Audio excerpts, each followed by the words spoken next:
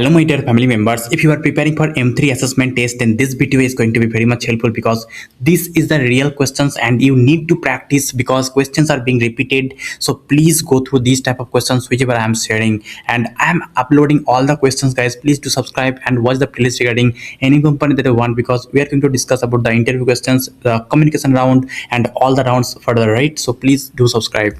Okay. Now, actually, the question was not properly visible, so that's why I copied that, extracted the text. So, you are given an array of integers. Your task is to count the number of inversions in the array. Okay, and inversions occurs when a larger number appears before a smaller number in the array. Okay, so function description is this. This is the name, and parameters are like this array. And array is the list of array of integers, and then return an integer representing the number of inversions in the array. Okay, now let me go through the examples. So first input format is this, sample input is 5. Okay, these are the 2 4 1 3 5. These are the elements of the array, and you can see here output is 3 because 2 is greater than 1. So 2 1 is a one pair, and 4 1 is another pair, 4 3 is another pair. So total 3 pairs are possible here, where the previous number is greater than the next number. Okay, so I hope you understood what the task is. Now let me go through the next example so that you can understand it better. So sample input, next sample input is this. So 5, here the elements are sorted already. So 1 2 3 4 5. Now all the elements at the left are lesser than, I mean smaller than the next ones, so that's why output is 0. But in this case, when the sample input is like 5 is the number of integers, and these are the elements in descending order sorted. Okay, so all the elements in the left are greater than the next one. So 5 4 5 3 5 2 5 1 4 3 4 2 4 1 3 2 3 1 2 1. So these are all counts where the previous number is greater than the next one, so that's why output is 10. Okay, I hope you understood. So this is the task guys. Please give the answer in the comment section before I give the answer, because it's very much practical. Let's say if you are giving the exam in the portal right now and it's the situation, so what will you do? You will do it by yourself, right?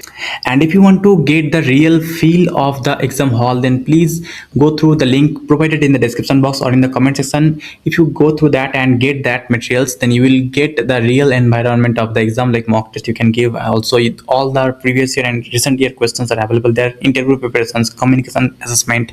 You can like enhance your communication as well there. So please go through that, it will be very much helpful for you. Okay, now let me give the answer in the next tab. Okay, so this is the solution guys. We can go with the merge sort because we can get the optimal solution here. We can have another solution as well. Because of big O of n square time complexity, we are not going through that type of problems. You can also give the solutions, but be mindful about the time complexity because big O of n square are not allowed. Okay, now let me just give you the example. I mean, let me give you the logics and syntaxes I have used here in the code. Okay, so why we have used this merge sort? Because it's the optimal solution. Okay, for particular this case. Okay, now while doing sorting using the merging sort technology, we'll also simultaneously count the inversions. Okay, so at first we are checking the base case or base scenario, you can say. If the length of array is less than or equal to 1, that means 1 or 0, then we'll return the array and we'll return 0. Okay, so that's the thing you have to know. Why we are returning these two elements? Because we are actually here you can see we are copying two arguments. Okay, we are storing the values for these and these two variables, and we need to store separate values, right? So that's why we are returning two values for each. Okay, array and 0, that means the count of the inversions. Okay, now this is how we are just getting the middle element of the array. Okay, mid is equal to length of array by 2. We are just getting the middle element. Okay, middle index, sorry. Now in the next line, left inversion, right inversions, and we are getting the recursive sort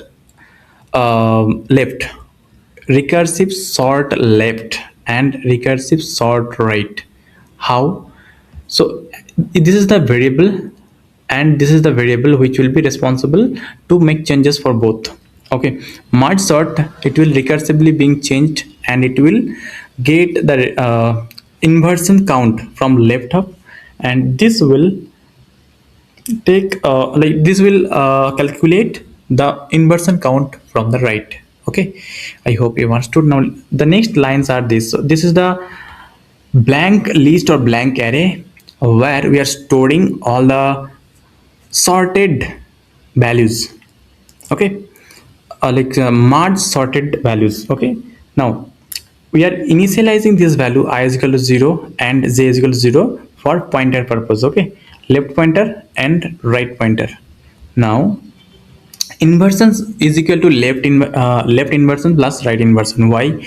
Because initially total inversions will be equal to the left inversions plus right inversions, right?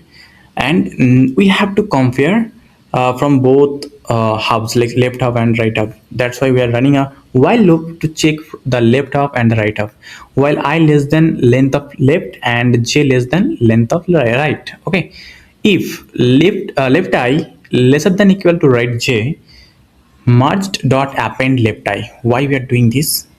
Because if left element is smaller or equal to, or let's say no conversion exists, in that case what we will do, we'll check this. If left I less than equal to right j, then merge dot append left I, and we'll increase the count of left pointer. Okay, what I am meaning is that I'll give the example, just to wait. Left I less than equal to right j.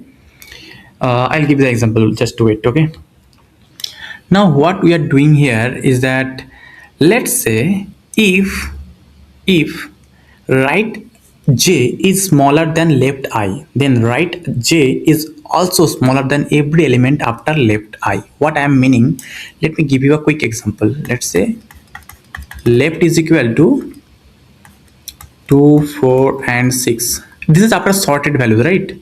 And right is equal to 1, 3 and 5.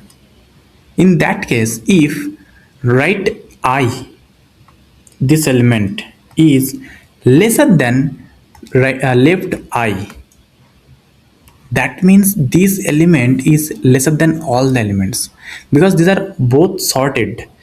If this first element is lesser than this first element, then this element is lesser than all the elements. So in that case, inversion count will be 2 1 4 1 6 1, so 3. So in that case, inversion count will be is equal to length of left minus I, length of left minus I, that means 0. So length of left is equal to 3 minus I, that is 0. So 3 will be inversion count, and we should increase the inversion count by plus 1. So I mean by increasing that value, in inversion plus is equal to left length minus I. Okay, and just increase the count of j to go to the next loop, right? Okay, I hope you understood. Now the next line, what we are doing now, we are we are adding all the remaining elements from left array and adding all the remaining elements from the right array to the merged sorted, I mean merged array, merged list. Okay, just this is the next main function, the where we are just implementing the main function, right? Sorry, this is the main function where we implemented the merge sort method, and it's returning the answer, I mean the inversion count only. Okay, and here in the main method it's just returning the printing the value. So let me just run the code, guys, for you once. Let's say 5. Okay, so if we write 1 2 3 4 5, then output should be 0. But if we write 5 5 4 3 2 1, so output should be 10 as expected, right? So I hope you understood, guys. If you want to make it more optimal, then please comment down your code. I'll appreciate your code. Thanks, guys. Actually I have written the Java code as well, but I have no time to discuss this code, guys. Please go through this code and just try to understand. If not possible to understand, then please comment down. I'll try to assist you in the comment section. Actually I need to go somewhere else, so that's why I need to close the session. Thanks guys. Please subscribe to Techno UF. And don't forget to like and share with your friends.